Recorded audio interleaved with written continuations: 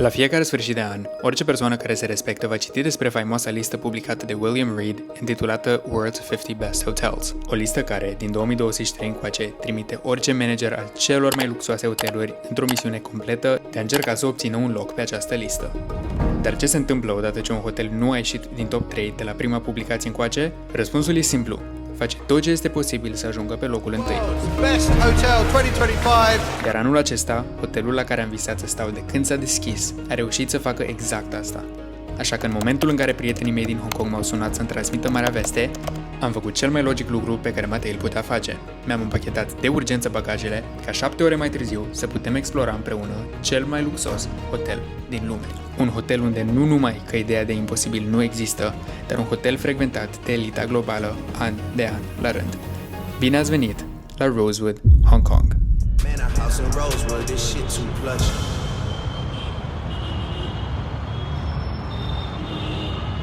World's Best Hotel. Așa a fost denumit locul unde urmează să stau pentru următoarele 36 de ore într-unul din orașele mele preferate din lume, Hong Kong! Mă bucur foarte tare să fiu aici și urmează să am o experiență ca niciuna alta din viața mea de până acum și urmează să vă arăt hotelul care a fost votat de nenumărate publicații ca cel mai bun hotel din lume.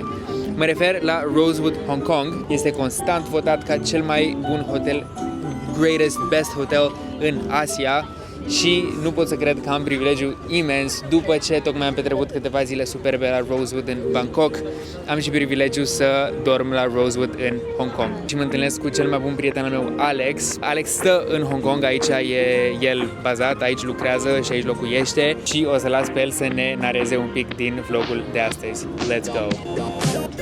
Deschis în anul 2019 și devenind rapid proprietatea cheie a grupului Rosewood, acest hotel dispune de 413 camere pe lângă 186 de apartamente de reședință. Ajungem acum în 2 minute la hotel.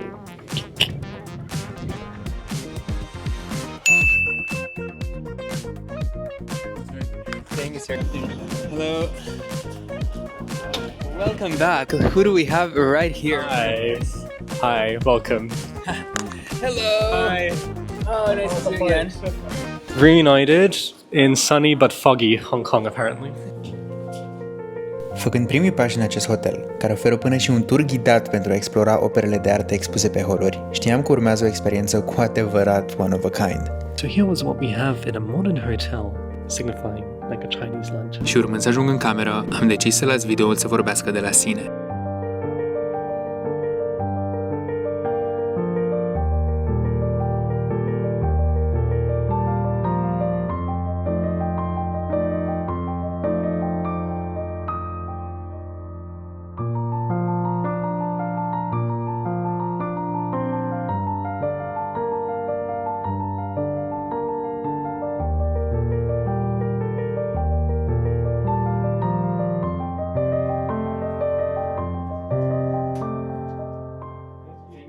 Rosewood, Hong Kong. World's best hotel. At the entrance to the room, the walls covered in a fine wool from Laura Piana. The marble-clad bathroom is absolutely stunning, with a twin shower system with distinct shower heads where you can actually there's no partition in between, so you can just walk through. This you can open if you want. For a full view. Look at the concrete jungle outside, and we really focus on what Hong Kong has done in a mere 70 years to build this absolute magnificent, majestic place. And yeah, that's it. Okay, cool, cut. Nu prea ne-a ținut inima să ne depărtăm prea mult de hotel, dar am decis totuși să ieșim să facem o mică plimbare odată ce ne-au sunat cei de la recepție să ne întrebe dacă vrem să avem parte de un turn-down service, lucru pe care, evident, nu l-am putut refuza. Odată întorși, ne-am bucurat de un view de noapte absolut incredibil. Și chiar dacă restaurantele cu stea Michelin ne strigau pe nume, Alex a avut o idee de cină mult mai interesantă de atât. Hey, how are you? Good, thank you. Sure, yeah. How are you? Good. Okay. When are you going to come to Rosewood? I don't know. Do you like Rosewood hotels? Do you know what that is? Oh, it's like it's a really nice hotel that I'm in right now in Hong Kong. So show me what you got. So I have them on iPhone. Show me. Este ora 2 dimineața și mergem să rugăm să facem un late check-out mâine înainte să plec eu la aeroport. Just taking some strolls around the hallways. Going down the elevators now. I know, right? Also, it's really interesting that the lobby is on second floor, not ground floor. I just wanted to point that out. We're like on the 6th floor already, so. We were on 31st floor now. Anyways, we're Oh my recording. ears are crazy. So, just heading to the lobby. We'll keep you updated. Thank you. Cool. Have a good day. Bye. Let's walk around a bit. Happy? Very. So what we just did is we extended our checkout until 2 p.m. So that's great. This is a chocolate pastry shop that actually resembles a jewelry shop with the glass showcases, and in the morning we can see some more of the pralines, which really look like jewels. Oh, Yeah, so it looks like a jewelry shop. Sick. Yeah. Misiune îndeplinită. Avem late check-out mâine la 2. Mâine o să vă arătăm toate nebunile pe care nu le-ați văzut azi în hotel, piscina, sala, spa-ul. Așa că da, mâine o să vedeți tot ce trebuie văzut aici în hotel, unul dintre cele mai bune hoteluri din lume, cel mai tare hotel din Asia. Vă pup, noapte bună! Good morning, Hong Kong! După un somn absolut incredibil, am decis că este timpul să vedem și micul dejun, plasat într-un salon care arată într-un mare fel, deși poate cam zgomotos pe placul meu. Micul dejun aici este mainly à la carte, cu un meniu care acoperă un range impresionant de culturi. Eu am început cu faimosul desert local numit Pineapple Bun, well, if you know, you know, urmat de aceste Eggs Benedict, ca după să mă reîntorc la desert. Acest egg bun care are un custard de vanilie o cremă de vanilie practic înăuntru, după clasicul Pineapple Bun din Hong Kong și după acest struguri uriași. Seedless grape. Yeah, but not only that, like, these are massive, bro.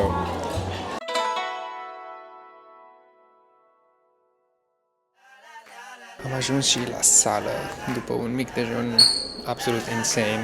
Ne antrenăm puțin și după direct la piscină și eventual la spa, să vedem.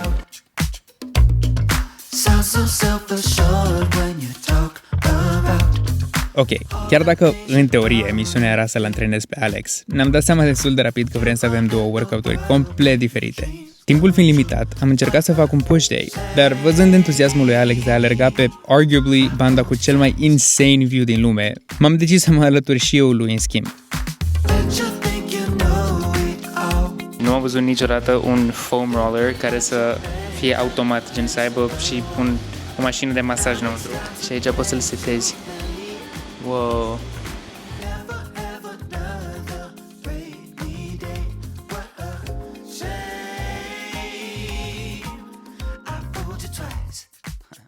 Fără niciun dar și poate cea mai impresionantă piscină din Hong Kong și unul dintre highlight-urile acestui hotel. Este imposibil ca acest loc să nu trezească nici cel mai mic sentiment de wow atunci când ajungi aici. Nu pot să spun decât că acest hotel m-a șocat complet. Am mai tot spus în vloguri, am avut șansa, Doamne ajută, să vizitez multe locuri în lumea asta și să stau la multe hoteluri superbe.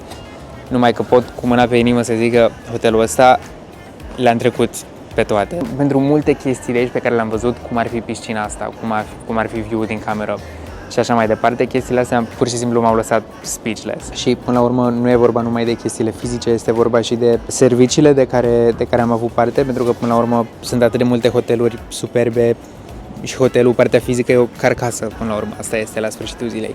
Și ce este cel mai important, și asta pot să vă zic eu ca și absolvent de o școală de ospitalitate, cea mai bună școală de ospitalitate din lume, sunt serviciile de fapt și oamenii care lucrează în hotel, care îi dau personalitatea hotelului, care îi dau acel element care îl pune deasupra altor hoteluri. Și la un nivel psihologic sunt oamenii și serviciile care transformă un loc complet pentru tine și experiența ta pe care o ai ca și guest.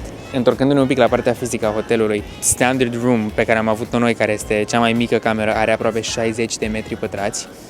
când standardul în Europa, de exemplu, undeva pe la 23-24 de metri pătrați și în Emirate, de exemplu, în Dubai și în Orientul Mijlociu, standardul undeva între 30 și 35 de metri pătrați. Aici, mai ales în Hong Kong, care e unul dintre cele mai dens populate orașe din lume, să ai un standard room care are 60 de metri pătrați aproape este pur și simplu unheard of. Acum o să mergem spre masă, spre restaurant, să mâncăm un bite așa rapid înainte să plec eu la aeroport și să-i zic la revedere lui Alex.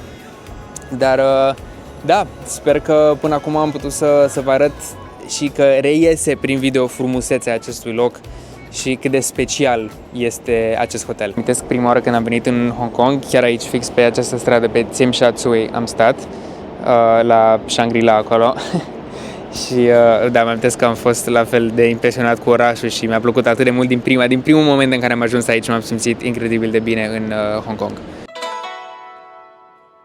Una dintre ultimele opriri a fost și la Spa, care reușește cumva să creeze un sanctuar de well-being în mijlocul unuia dintre cele mai hectice orașe din lume.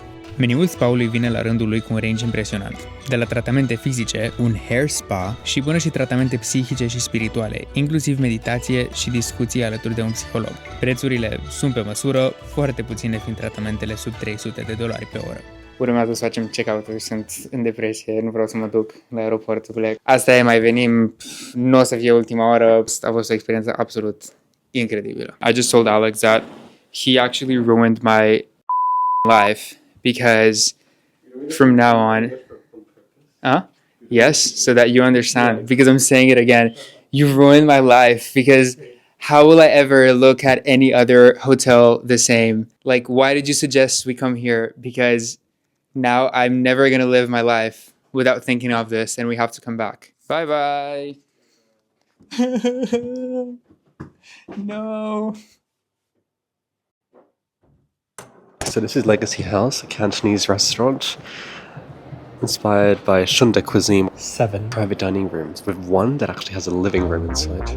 Well, chiar dacă noi nu ne-am închiriat propriul nostru private dining room cu sufragerie, am optat să mâncăm la Bayfair Social, unul din cele 11 restaurante aflate în hotel. Restaurantul este european și am mâncat o salată Caesar la care încă mă gândesc mult mai des decât îmi vine să recunosc. You know, my friends are here and they live in really cool places as well around the world, so Alex will tell us more about Hong Kong. Bună. Viata in Hong Kong este buena. I translated it, but yeah. In order to live Hong Kong to its fullest, you really need to have a Hong Kong mindset to everything that goes around in Hong Kong. And to take advantage of Hong Kong, you really need to put yourself out there, which can be super difficult at times when there's so many things happening. It's fast and sometimes you just want some tranquility. The weather is good. It's very well connected. You can go anywhere in Asia in 3 hours. It has a great airline hub here, Cathay Pacific. And Matei loves Hong Kong, so he always comes. And Rosewood is headquartered here. Yeah, that's it. And here comes our food.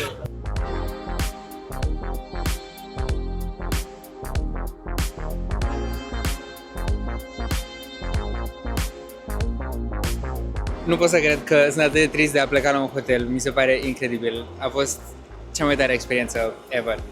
Alright guys, I have to run. I'm going back to Dubai, going back to the airport. Alex here is saying bye. And we'll see you very soon actually. We'll see you very soon for a special vlog. Bye. Thank you, sir. Hello. Hi. Tocmai am plecat de la hotel, din păcate, spre aeroport și pot să spun cu mâna pe inimă că a fost o experiență absolut incredibilă și de neuitat. Abia aștept să mă reîntorc la Hong Kong și aici, la hotel. Chiar o să fie o experiență despre care o să tac cu greu în următoarele luni. Prietenii mei, pregătiți-vă pentru că o să vorbesc foarte des despre acest hotel unde am avut onoarea să stau. Acum mă îndrept spre aeroport, direcția Dubai, unde o să mă aflu doar câteva zile înainte să plec spre alte locuri la care țin foarte tare și care am fost deja de 1 miliard de ori, dar care mă tot întorc, locuri pe care le-am numit acasă și asta le veți vedea în următoarele episoade. Cu astea fiind spuse, ca de obicei, vă mulțumesc enorm de mult că m-ați urmărit și în acest vlog. Abia aștept să editez tot ce am văzut și tot ce am făcut aici în Hong Kong. O să mai urmeze vloguri din Hong Kong, o să mă întorc în curând. Un like, un subscribe, un share, un tot ce vreți voi, mă ajută foarte mult pentru a putea să continui să fac genul acesta de experiențe și să le împărtășesc cu voi și să vorbim despre ele. V-am pupat, ne vedem data viitoare. Ciao, ciao!